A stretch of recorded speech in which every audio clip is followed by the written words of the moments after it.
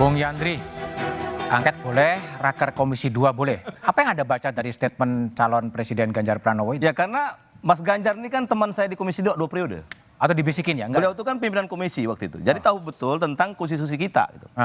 Dan di raker komisi itu sebenarnya Mas Budiman, kita bisa juga kok memperdalam apapun yang menurut kita tidak benar. Gitu.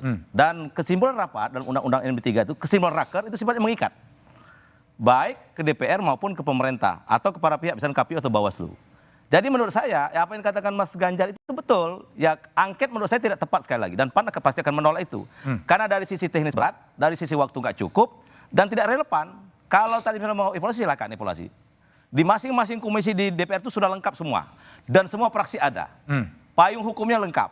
Kemudian kalau misalkan tadi masalah kecurangan, menurut saya Mas Budiman, ini memang nggak bisa ditarik ke angket dalam hal hasil ya. Karena estafet kepemimpinan sudah diatur, tanggal dan waktu yang tepat. Karena PLT presiden itu nggak ada. Tanggal 20 Oktober harus dilantik presiden. Maka menurut saya, kalaupun teman-teman di 01, 03 mau evaluasi, silakan. Kami juga akan evaluasi kok. Tapi cukup melalui raker. Atau mungkin menteri dalam panja, boleh saja. Tapi angket menurut saya nggak pas. Kenapa? Tadi saya sudah jelaskan. Dari sisa waktu periode ini, sudah nggak mungkin. Terbuat apa buang-buang waktu, buang-buang anggaran gitu loh, ya kan? Nggak mungkin, karena angket itu panjang dan berliku. Butuh waktu yang banyak, butuh juga anggaran. Daripada kita buang anggaran, yang enggak ya mendingan buat rakyat. Dan jangan sampai juga begini, Mas Budiman. Janganlah kita membangun narasi di pemilu ini, seolah-olah suara rakyat itu sangat rendah. Misalnya gara-gara bansos mereka milih, jangan begitulah, ya kan? Tadi kata teman saya Pak Aceh ini, banyak kok orang nggak milih itu bukan karena bansos. Jadi jangan merendahkan rakyat lah, gara-gara bansos mereka enggak gitu loh. Dan bansos itu memang sudah lama. Dan Pak Juki itu hobinya membagi bansos dari wali kota Solo kok. Dari gubernur DKI. Sampai sekarang memang, kalau masalah rapel, juga waktu El Nino juga dirapel kok. Saya kan Komisi 8, pernah ketua Komisi 8. Pak Aceh pimpinan Komisi 8 juga. Biasa kalau dirapel itu biasa. Biasa. Dan itu untuk rakyat. Dan tidak ada satupun rakyat yang menolak dan mendemo bansos. Semua menerima, bagus. Itu artinya memang negara melakukan pelayanan, silakan. Masalah pilihan kan bebas. Bebas. Terjadi kan variasi pilihan itu banyak. Di 01 ada, di 02 ada, di 03 ada. Jadi jangan sekali-kali suara rakyat tanggal 14 di Februari itu didegrasi dengan narasi-narasi yang bertanggung jawab. Baik. Bung Romi.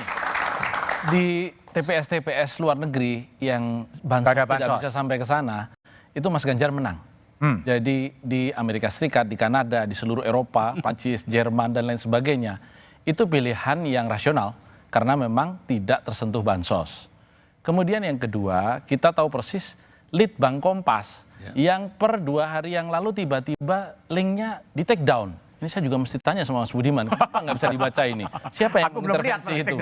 Bahwa 51 juta pemilih itu didorong untuk melakukan pilihan kepada paslon 2 karena bansos. Dan sekarang sudah nggak bisa diakses lagi. Makanya saya sempat capture dan saya muat di Instagram saya begitu ya.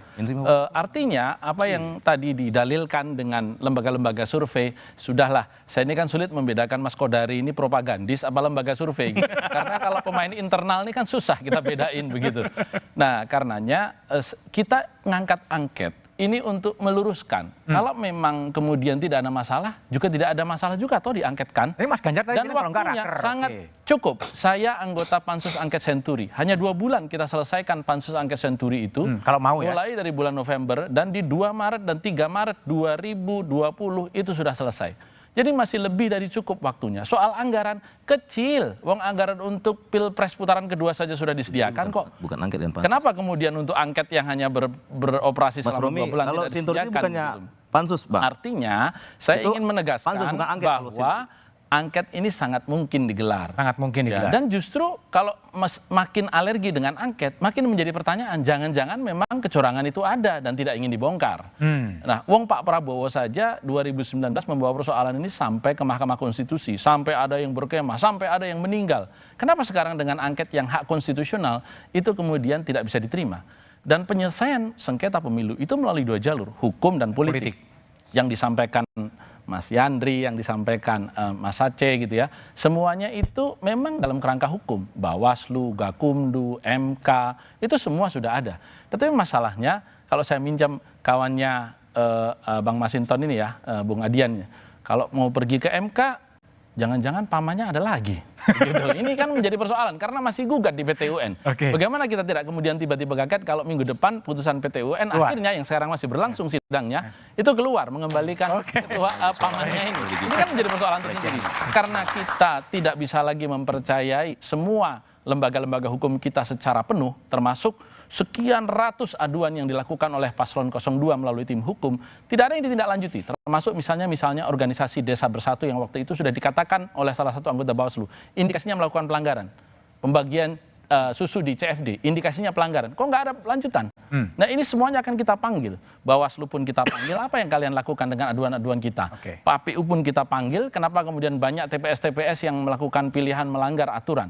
Dan kemudian temuan 19 masalah yang dilakukan Bawaslu ini diurai satu persatu dan tidak tertutup kemudian para penyelenggara-penyelenggara yang bertanggung jawab di bidang ini, termasuk aparat. Misalnya kemarin ada Forkopimda Kabupaten Batubara, kok justru malah Palti Huta Barat yang dipanggil atau ditangkap? Kok tidak kemudian rekaman itu sendiri? Ini bisa juga kita panggil nanti. Benar nggak rekaman ini suara Anda dan seterusnya. Jadi banyak yang bisa kita ungkap. Supaya apa? Supaya mengawal demokrasi kita tetap berada pada arah yang dicita-citakan oleh reformasi.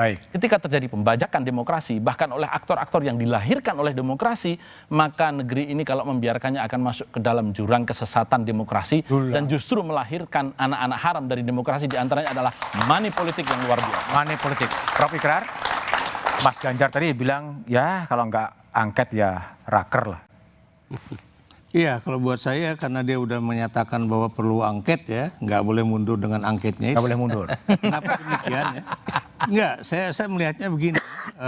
Ini penting buat teman-teman politisi semua ya, baik ada di 02, 01 ataupun 03 ya. Karena biar bagaimanapun, saya melihat bahwa presiden itu merasa the president can do no wrong. Can do no wrong. Dia bisa berbuat apa saja.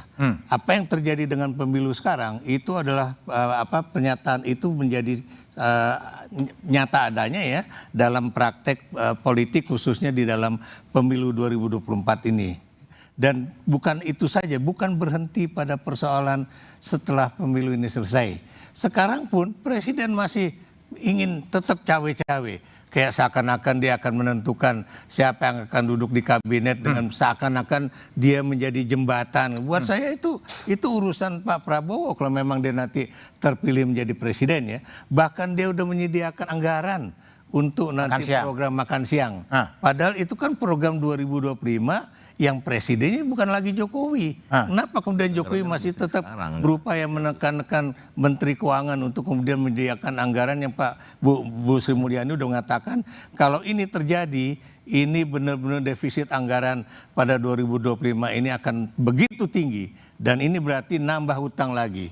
Itu hal-hal semacam ini yang juga cukup penting untuk dilihat ya. Dan ada hal yang lain juga ya. Misalnya apa yang terjadi hari ini lah ya. Presiden Jokowi memberikan pangkat kehormatan kepada Pak Prabowo. Oke, itu hak dia kalau memang itu boleh. Tapi apakah dia masih punya perasaan ketika dia menjanjikan kepada para korban ya pelanggaran HAM pada masa lalu yang katakannya nanti akan saya beresi. Apa yang terjadi bukan diberesi, malah yang dianggap pelanggar HAM itu malah diberikan pangkat kehormatan menjadi jenderal penuh. Itu menunjukkan betapa dia tidak peduli pada hati nurani rakyat yang boleh dikatakan udah sangat resah seperti ini. Baik, ini bagaimana kemudian mengawal hak angket ini bisa berjalan di parlemen sementara manuver-manuver politik terjadi. Apakah itu soal makan siang gratis, pemberian jenderal kehormatan? Jawabannya setelah jeda berikut ini.